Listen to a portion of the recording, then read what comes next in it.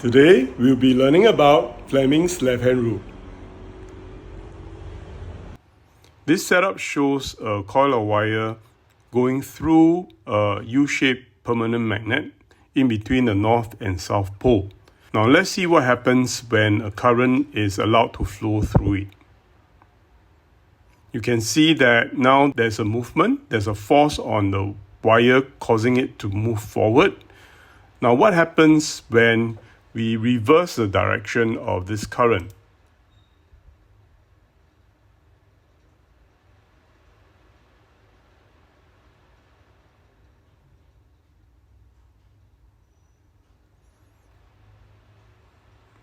Close the switch and we'll take a look. Now the coil moves towards the back of this magnet in the opposite direction. So what makes the coil move? What is the reason behind this movement and this force on the coil of wires? Now when we place a current carrying wire in the middle of a uniform magnetic field, there is a force acting on this wire. Now why is there a force in the first place? And secondly, how do we know the direction of the force that is placed on this wire that's placed in the uniform field? So we look at the uniform field and the magnetic field of the wire side by side. All right. The wire we have here, the current is flowing out of the paper. Dot means coming out of the paper towards you. And using the right hand grip rule, right, we can tell that the magnetic field around this current carrying wire is anti-clockwise.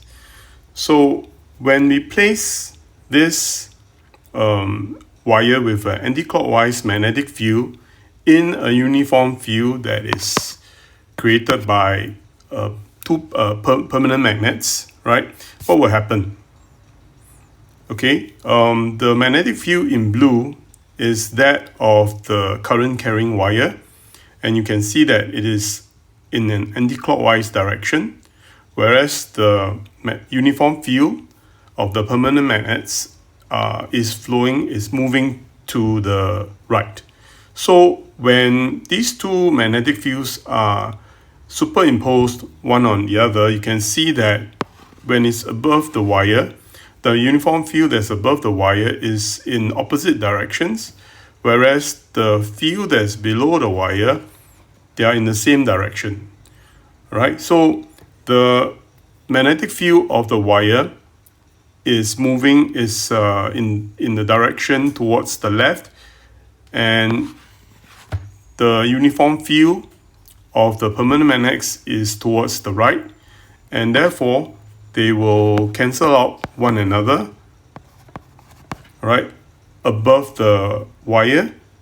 And for the magnetic field below, they will become stronger, right, because the magnetic field of the wire and the magnetic field of the magnets is in the same direction, so they reinforce each other. And as a result, this will happen. The magnetic field below the wire is stronger than the magnetic field above the wire. And because of this, there will be a force pushing this wire upwards, right? Pushing the wire upwards. Okay? So, if we want to know, all right, without having to draw this, the magnetic field of the wire and the uniform field, each time we want to know how the wire would move, what is the direction of the force on this wire, the fastest way is by using the Fleming's left-hand rule. The thumb, the index finger, and the middle finger are at right angles to one another. As you can see here, the thumb represents the force, the index finger represents the magnetic field, and the middle finger represents the current direction. Okay, for some students, they use the acronym Father, Mother, Child to help them to remember this Fleming's left-hand rule. You can choose to do that. It's up to you. So these three are at right angles to one another. So the fingers pointing at right angles to one another help us to determine the direction of the force on the current carrying wire quickly. All right, so let's look at some examples. You can find these questions in the worksheet in the description of the video.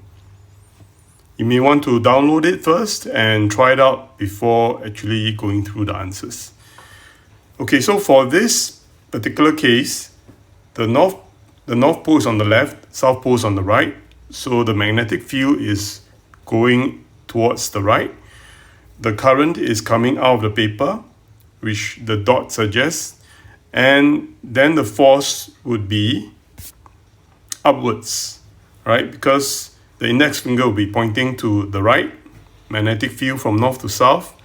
The current direction is coming out of the paper, so the force is upwards. Next, now the current direction is flowing into the paper, right? So you'll be pointing the middle finger into the plane of this diagram, right? As a result, your thumb will be now pointing downwards. Your index finger still remains pointing to the left. So here we know that, okay, the thumb is pointing downwards and therefore the force is downwards. Next question. Now the magnetic field is towards the left while the current is still going into the plane of the paper. So our middle finger is pointing into the plane of the paper. Index finger, magnetic field, is pointing from north to south, and therefore your thumb, which is the force, is now upwards. Next question. Now the magnetic field is from top to bottom, and the current direction is coming out of the plane of the paper.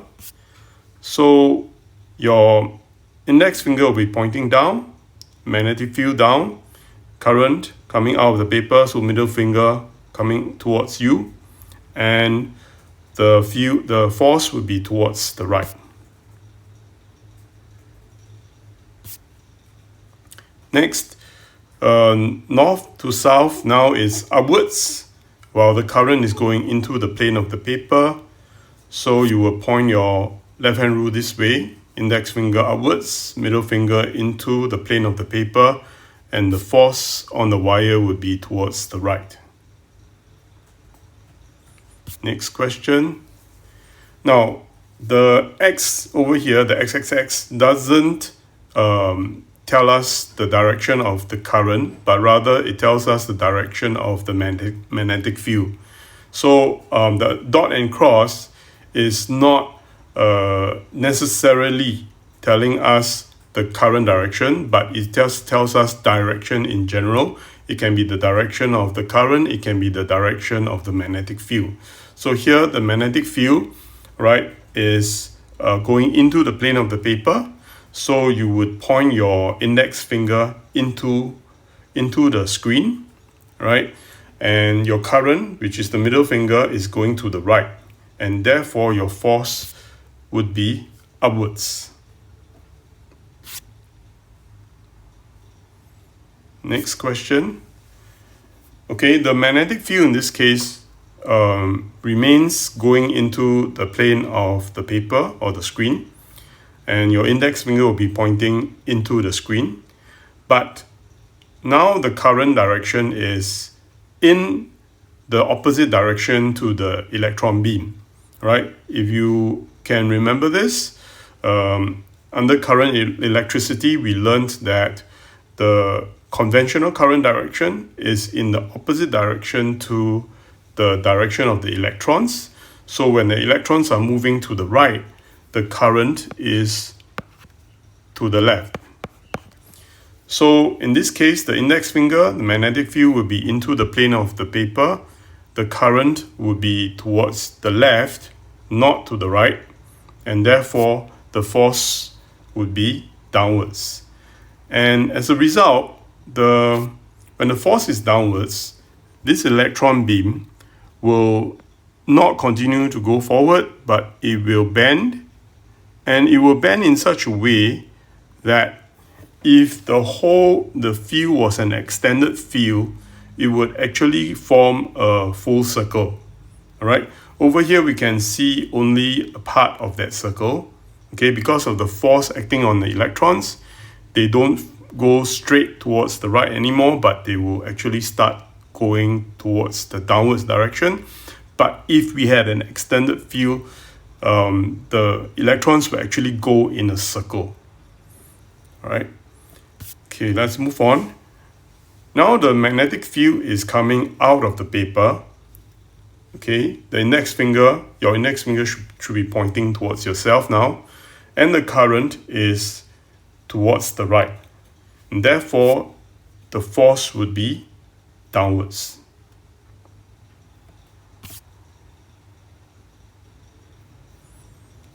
Okay, next question.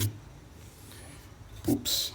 Now, we have a magnet over here and an aluminum rod which is resting on this brass strip. Okay, so the rod is free to roll along this brass strip. So state which direction the aluminum rod will move when the switch is closed. So first of all, we must know the current direction. Here, the cell over here is positive, long line is positive, short line is negative. So the current is actually going from left to right along this aluminum rod. Okay, so current direction is towards the right. So if we were to point our Fleming's left-hand rule, the index finger will be pointing downwards because north to south is downwards, magnetic field is downwards, the current is towards the right, so the force direction would be into the plane of the paper, right? Or you can say that it's moving towards the back of the magnet.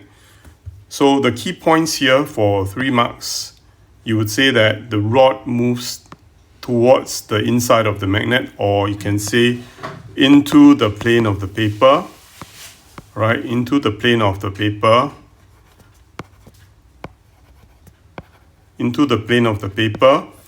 and when the switch is closed, the magnetic field around the rod interacts with the magnetic field of the magnet. So this point over here is actually explaining why there is a force. Okay, it doesn't tell us the direction, it just tells us that there is a force acting on that aluminum rod. The direction of the force is explained by Fleming's left-hand rule. Okay, so since the magnetic field is downwards and the current is from left to right, therefore the force acting on the rod is towards the inside of the magnet or into the paper. Alright, so that's for 3 marks. Okay, next, suggest one way to increase the speed at which the aluminum rod moves. So we can increase the speed of its movement by increasing the force, and we can increase the force by 2 ways. One is increasing the strength of the magnet, and secondly, increase the current. Right? Be careful not to say increase the number of batteries, because that doesn't directly address which physical quantity has been increased. Before we answer question 3, if you do not yet have any knowledge of the DC motor, please refer to the latter part of this video before coming back here to question 3. Question 3. On figure 3.1, draw the forces that act on sides AB and CD of the coil. So we are using Fleming's left-hand rule again. The index finger being the magnetic field pointing from north to south. Now this diagram is three-dimensional, so it is from left to right. And then we have the current, which is, okay, let me draw the direction of the current. It's going from the positive, from A to B, and then from C to D, and back to the power source. So looking at AB, the middle finger of your Fleming's left hand rule should be pointing into the paper, and therefore the force will be downwards. And for CD, your middle finger, which is the current, will be coming out of the paper, and therefore the force will be upwards. So if you look at the diagram here, okay, this is what it shows. Now, this means that the coil will turn clockwise, right? The coil will turn clockwise. Now, something is of course missing from this DC motor diagram, and it's quite obvious if you are familiar with it. The split ring commutators are not there. So that will be the question for part C. Now part 2, explain how you obtain your answer for AB. So this is just the application of the Fleming's left hand rule. Okay, so since the magnetic field is in the direction from left to right, and the current direction is flowing from A to B, so using Fleming's left hand rule, for those of us taking GCE O Levels, please spell out all the words. Do not use any acronyms or short form. Okay, the force on AB is downwards. All right, so this will be sufficient for 2 marks. Part B, the coil stops when it is vertical. Explain why the turning effect of the forces is 0 at this position. So when the coil is vertical, all right, let me attempt to draw it over here. When the coil is vertical, okay, the force on the coil, okay, let's say this is a AB over here, right, and CD over here. The force on AB is downwards, right? And the force on CD is upwards. Now, being vertical, all right, and the axis being in the middle here, there will be 0 perpendicular distance from the line of action of the force to the pivot. All right, so this question is actually not about magnetism, electromagnetism. It is about moments. Okay, so when the perpendicular distance from the line of action of the force to the pivot is 0, right? To be more precise, you need to write this. Okay, it results in 0 moment. Okay, so the keyword actually is perpendicular distance. All right, perpendicular distance is 0, therefore turning moments will be 0. Let's go to part C. In order for the coil to rotate continuously, a split ring commutator is connected between the battery and a coil. So that's a typical DC motor arrangement. Explain how the split ring commutator enables the coil to continue turning, to rotate continuously. So as you have seen, when there is in the previous part, right, we know that the coil is turning in a clockwise direction. Now when CD eventually goes over to, okay, let me try and draw this. Okay, I think I got it wrong. This is a 3-dimensional diagram. Let me redraw that.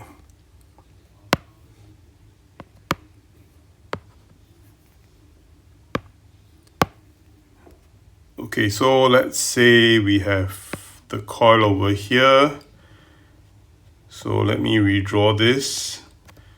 If CD goes over to the right hand side and AB is on the left hand side, now assuming that the coil continues to be supplied by the same battery, the current will go up A to B and down C to D, and that will mean that the force on AB is downwards, right, using the Fleming's left hand rule, and the force on CD is upwards as before, right?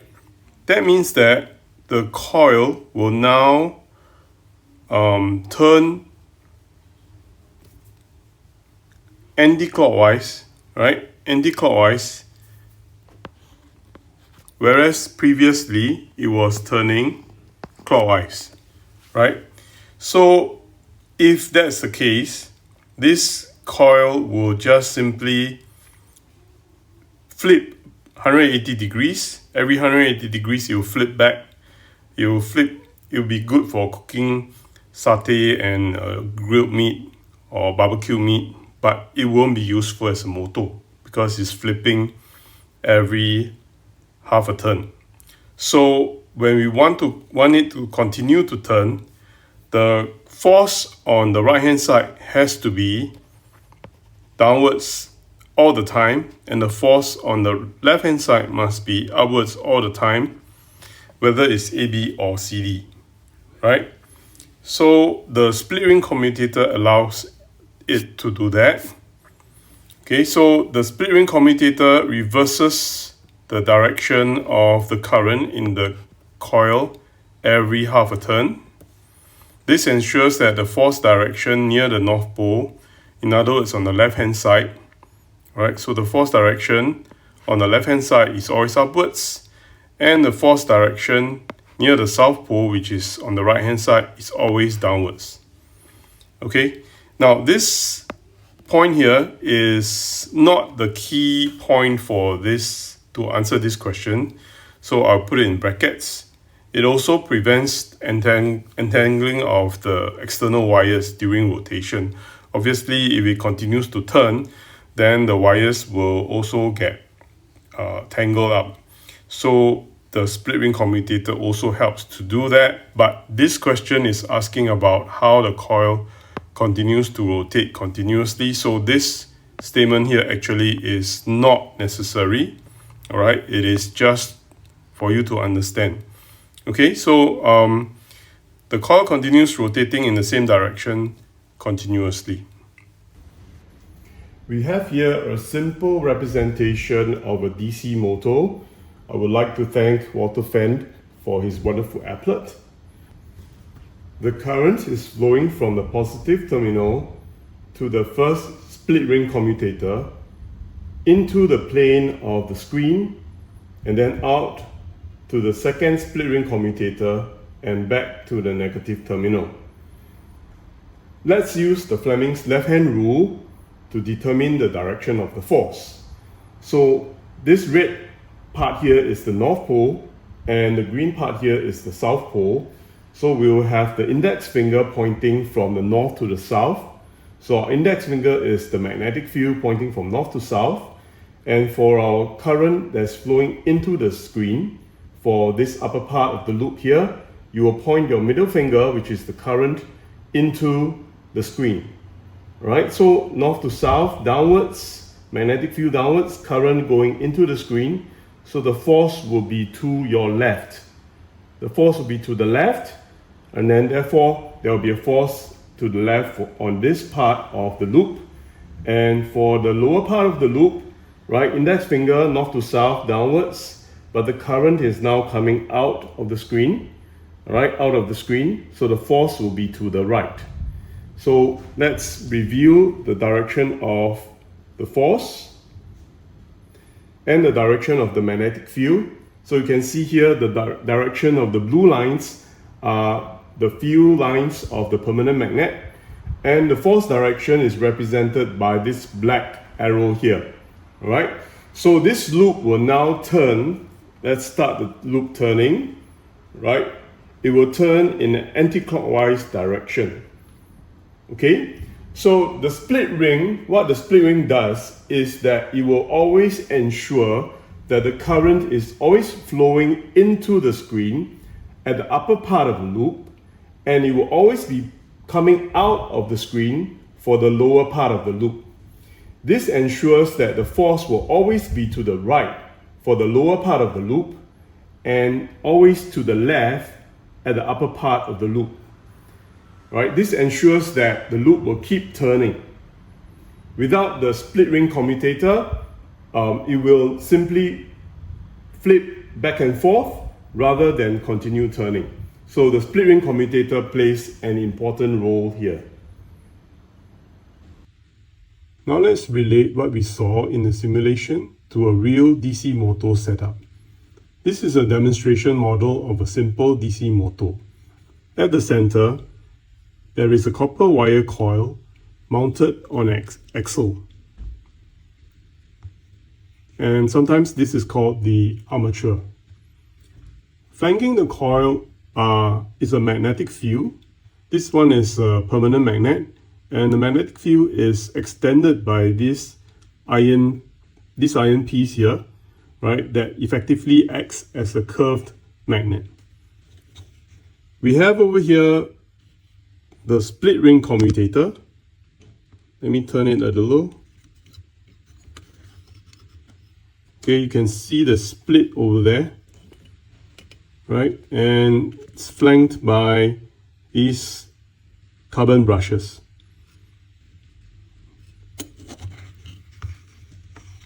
So when I close the circuit, there will be a turning effect as explained to us by Fleming's left-hand rule, right? That will cause it to turn. In this case, in a clockwise manner, there will be a force downwards on this side and upwards on the left side, causing a clockwise turning moment. Let's give it a try.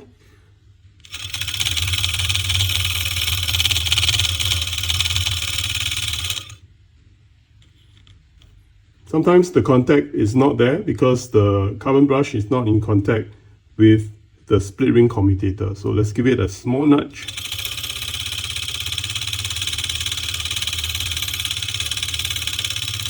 When we change the terminal, the positive and negative terminal, current will flow in the opposite direction, and we will have the motor now turning in an anti-clockwise direction.